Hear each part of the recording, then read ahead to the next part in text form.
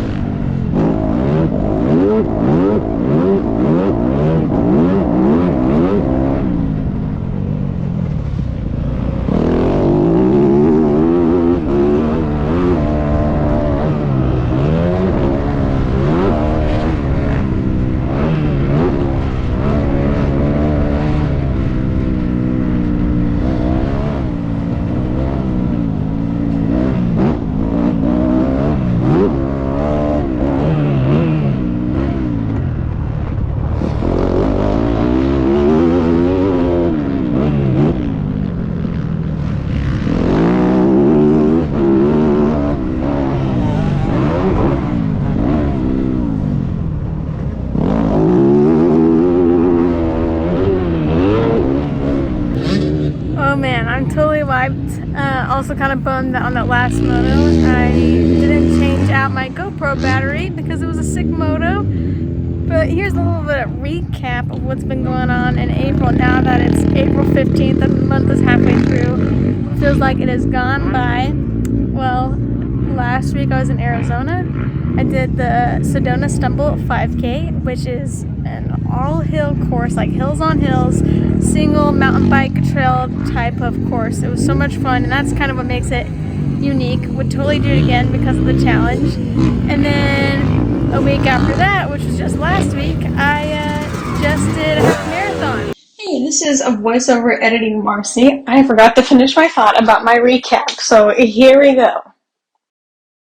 So after finishing the Sedona Stumble 5K, a week later I ran my third half marathon. And what's special and unique about this half marathon is it's the same course I ran when I did my first half marathon. So it was super important and really exciting to return to that course again.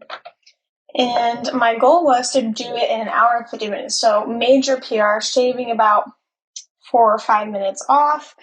And I say it didn't go exactly how I wanted it to. I ended up having some leg issues, which were very bizarre, but I was still able to run and complete the race and recover from it, so that's good. Ended up doing it in an hour and 51 minutes, so only 1 minute off my goal, but still a PR. So super excited about that. It was a great time running there again, and a great challenge, definitely colder than last year, so that was interesting.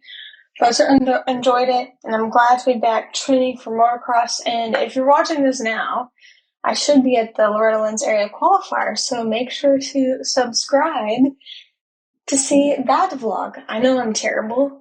This vlog has actually been edited for a while now, and I'm just finishing up, and it is May 11th, so thanks for hanging out. And let's get back to some motos.